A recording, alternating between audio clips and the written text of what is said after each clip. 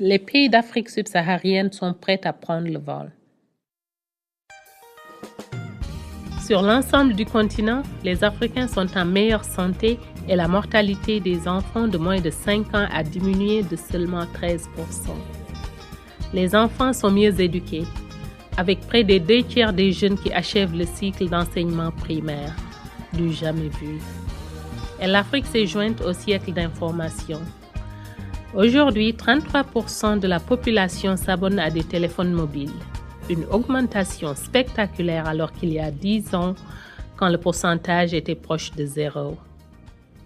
Afin de continuer ces progrès, les pays membres des Nations Unies ont adopté les objectifs du millénaire pour le développement, une série d'engagements mondiaux visant à aider les pays à réduire la pauvreté et à réaliser leur potentiel de développement. L'objectif numéro 1 est d'éradiquer l'extrême pauvreté et plus précisément de réduire de moitié la proportion de la population dont le revenu est inférieur à $1 par jour. Des progrès ont déjà été accomplis. Entre 1990 et 2005, la proportion de la population vivant dans l'extrême pauvreté en Afrique subsaharienne a diminué, passant de 58% à 51%. Il s'agit d'une réalisation importante. Cependant, en raison de la croissance démographique, le nombre absolu de personnes vivant dans la pauvreté a en réalité augmenté. Nous voyons ici qu'en 1990, la population d'Afrique subsaharienne s'élevait à environ 513 millions d'habitants et 58% d'entre eux, soit 298 millions d'habitants, vivaient dans la pauvreté. En 2005, la population d'Afrique subsaharienne avait augmenté, passant à environ 762 millions d'habitants. Même si la proportion de personnes vivant dans la pauvreté a baissé de 51%, en raison de l'augmentation de la taille de la population globale, ces 51% correspondent à 388 millions de personnes. Ainsi, en réalité, dans l'ensemble des pays d'Afrique subsaharienne, le nombre total de personnes vivant dans la pauvreté a augmenté de 90 millions de personnes au cours de ces 15 dernières années. Cela correspond quasiment à toute la population d'Éthiopie. Dans le même temps, il existe des inégalités de revenus extrêmes dans de nombreux pays. Que pouvons-nous faire pour réduire la pauvreté au sein des familles africaines? Une solution éprouvée est la planification familiale. Dans l'ensemble de l'Afrique subsaharienne, une augmentation substantielle du recours à la planification familiale a été observée au cours de ces 20 dernières années. Entre 1990 et 2010, la proportion de femmes mariées qui utilisaient une forme quelconque de planification familiale a presque doublé, passant de 12% à 23%. Mais en dépit de ces progrès, l'Afrique subsaharienne a toujours le taux régional de fécondité le plus élevé dans le monde, avec une moyenne de plus de 5 naissances par femme. Ce taux est 2 fois plus élevé que le taux observé en Asie et près de 3 fois plus élevé au taux observé en Europe. Dans le même temps, 22% des femmes mariées en Afrique subsaharienne ont un besoin non satisfait en planification familiale, ce qui signifie qu'elles souhaitent retarder leur prochaine grossesse ou ne plus avoir d'enfants, mais qu'elles n'utilisent aucune forme de planification familiale. Ainsi, même si beaucoup de couples utilisent la planification familiale en Afrique subsaharienne à l'heure actuelle, il y en a encore plus qui souhaitent l'utiliser. Répondre à ce besoin de planification familiale peut contribuer à réduire la pauvreté dans les familles africaines. Avec la planification familiale, les femmes et les couples peuvent choisir le moment et l'espacement de chaque grossesse. Elle assure également que les couples peuvent choisir le nombre d'enfants qu'ils souhaitent élever. Cela peut réduire le fardeau économique sur les familles pauvres. Et dans le même temps, les femmes ont plus de temps pour travailler à l'extérieur et répondre ainsi aux besoins de leur famille. L'ensemble de ces éléments contribue à augmenter le revenu familial. Et avec l'augmentation des revenus, les familles peuvent investir dans la santé, l'alimentation et l'éducation de chaque enfant. Les familles peuvent également investir dans leurs propres moyens d'existence et briser le cycle de la pauvreté.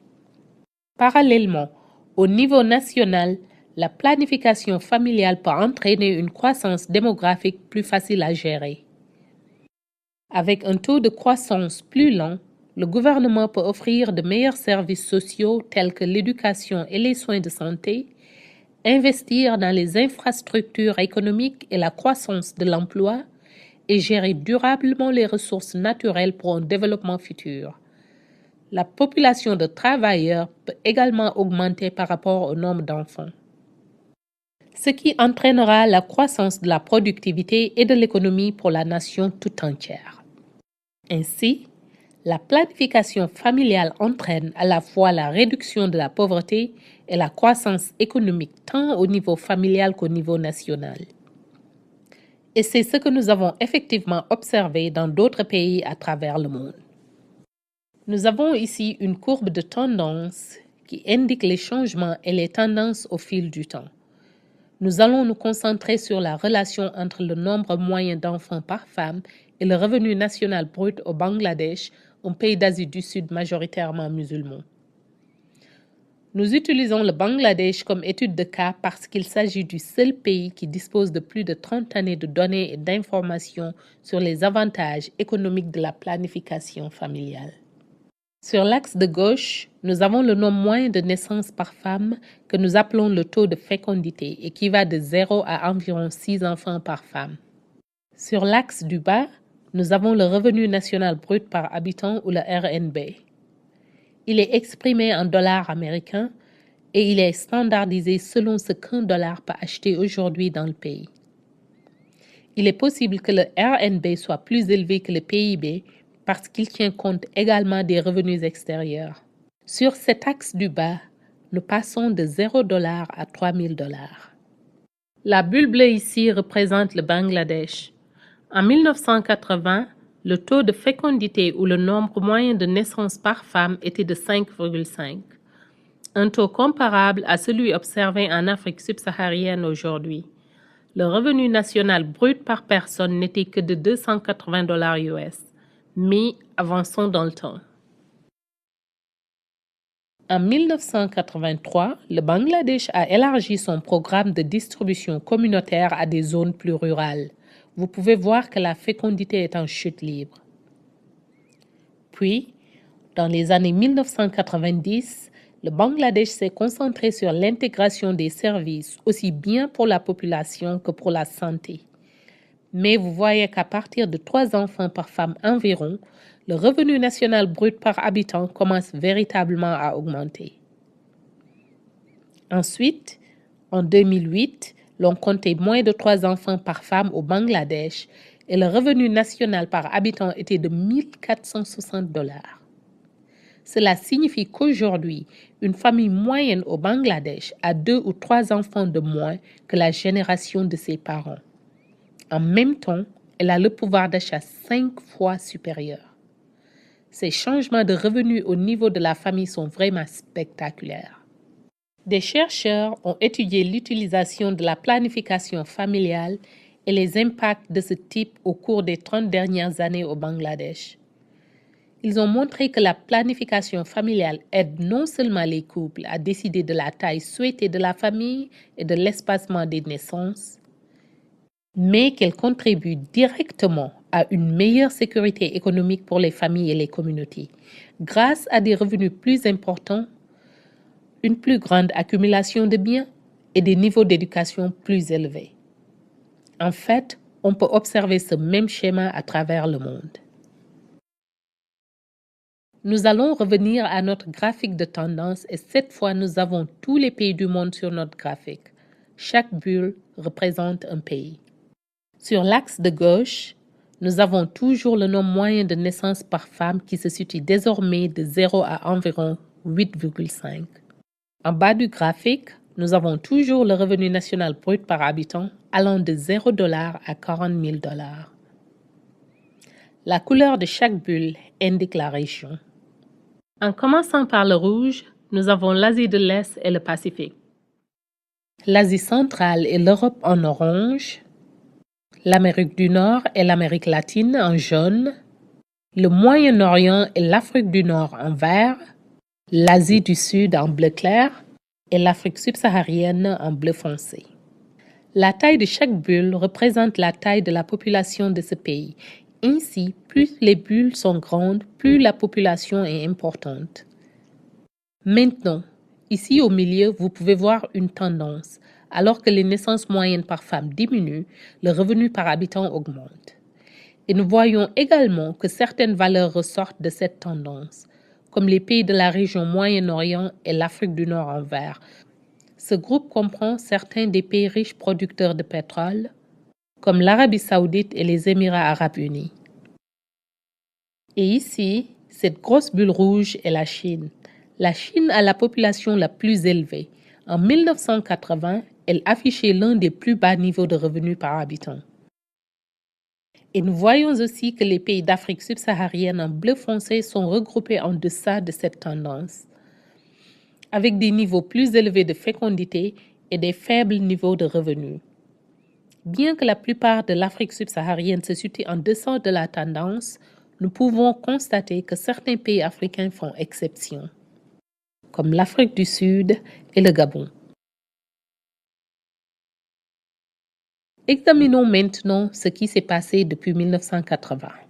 Vous pouvez voir qu'au fil du temps, la fécondité des pays du monde a diminué tandis que le revenu par habitant a augmenté.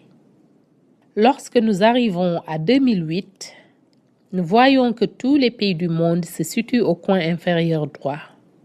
Nous constatons que la Chine a fait des progrès très significatifs pour améliorer son économie. Mais en Chine, la fécondité est également très faible, moins de 2 enfants par femme. Cela permet d'avoir une main-d'œuvre considérable avec moins de jeunes à soutenir en matière de services sociaux tels que l'éducation et la santé. Cela est également vrai pour l'Inde, cette grande bulle en bleu clair. Vous pouvez constater que certaines de ces économies émergentes d'Asie dont nous parlons beaucoup aujourd'hui, comme la Corée du Sud et Singapour, sont parvenues à augmenter le revenu par habitant de manière considérable. Mais elles ont également des taux de fécondité très faibles, près d'1 enfant par femme, entraînant une main-d'œuvre abondante par rapport à la taille de la population globale. Nous voyons donc que les pays d'Afrique subsaharienne sont encore à la traîne, même s'ils ont certainement fait beaucoup de progrès. Donc, revenons au début de notre courbe de tendance et examinons plusieurs pays francophones d'Afrique de l'Ouest. Comme nous voyons, ces pays ont des niveaux de revenus plus faibles et un taux global de fécondité élevé. Examinons certains des progrès que ces pays africains ont réalisés au cours du temps. Comme nous voyons, la fécondité des pays d'Afrique de l'Ouest diminue tandis que le revenu par habitant augmente. Observons qu'en 2008, le nombre moyen de naissances par femme varie de 4,5 à plus de 7 enfants par femme. Ainsi, même si davantage de femmes mariées utilisent la contraception, la planification familiale reste à la traîne dans certains pays, surtout par rapport à d'autres régions du monde. L'une des raisons pour laquelle les pays situés dans le coin en bas à droite ont pu faire tant de progrès économiques est que les femmes ont commencé à avoir moins d'enfants. Cela permet au pays à mieux gérer sa croissance démographique et à réduire les contraintes sur la croissance économique. Lorsque les familles peuvent décider de la taille souhaitée de leur famille, elles accumulent davantage de biens au cours de leur vie. Cela leur permet de contribuer davantage à l'économie et d'investir dans le développement du pays. Toutefois, ce genre de progrès n'est pas automatique. L'association entre la planification familiale et la croissance économique peut être améliorée grâce aux investissements supplémentaires suivants. Le renforcement des systèmes de santé pour améliorer la survie des enfants et soutenir une population en meilleure santé. L'amélioration des taux de scolarisation dans l'éducation primaire et secondaire permettant aux enfants d'acquérir les connaissances et les aptitudes nécessaires pour constituer une main-d'œuvre qualifiée. Et la stabilisation des conditions économiques pour créer plus d'emplois et assurer qu'il existe des possibilités économiques pour une main-d'œuvre croissante. Dans un monde où les ressources financières sont limitées, la planification familiale est une bonne affaire pour les familles, les communautés et les nations. Les améliorations pour développer l'économie et réduire la pauvreté peuvent être réalisées au court terme en commençant avec les familles d'aujourd'hui. Investir dans la planification familiale contribuera à atteindre tous les objectifs du millénaire pour le développement, et en particulier l'objectif numéro 1 visant à réduire la pauvreté extrême. Vous pouvez mener des actions pour y parvenir. Les principaux décideurs doivent plaider en faveur de l'intégration de la planification familiale comme élément clé de tous les programmes de développement pertinents, tels que les documents de stratégie de réduction de la pauvreté et les programmes conçus pour atteindre les objectifs du millénaire pour le développement. Les décideurs doivent également allouer des fonds suffisants pour la planification familiale tant dans la législation nationale que dans les budgets annuels. Les directeurs du secteur de la santé doivent instaurer des partenariats avec les décideurs pour élaborer des politiques qui intègrent la planification familiale dans les services de santé pertinents, ainsi que d'assurer que les services sont disponibles à tous les niveaux de santé. Les dirigeants à tous les niveaux et dans tous les secteurs doivent régulièrement faire des déclarations publiques en appui à la planification familiale pour mobiliser le soutien politique et populaire. Les dirigeants religieux et civiques doivent se prononcer sur les avantages économiques et sanitaires de la planification familiale. Grâce à des interventions simples et efficaces telles que la planification familiale, les pays peuvent avoir des familles en meilleure santé, réduire la pauvreté des familles et stimuler la croissance économique dans le pays. En brisant le cycle de la pauvreté, le cycle des opportunités commence pour chaque famille. Ainsi, les pays vont progresser en réalisant leurs objectifs de santé et de développement. Bien assez tôt, ils vont devenir des nations compétitives dans une économie mondiale.